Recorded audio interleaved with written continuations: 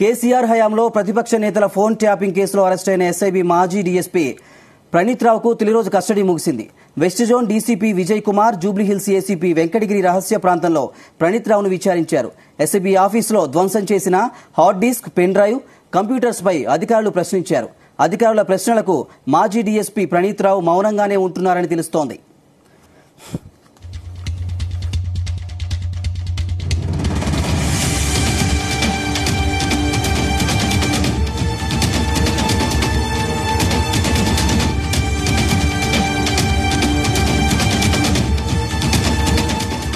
SIB అధికారులు అందించిన ఆధారాలను ప్రణీత్ రావు ముందు పెట్టి ప్రశ్నల వర్షం కురిపించారు అధికారులు.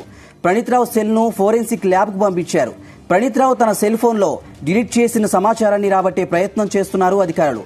ప్రణీత్ రావుకు సహకరించిన వరంగల్ కు చెందిన 2 సిఐలను ప్రశ్నించబోతున్నారు పోలీసులు.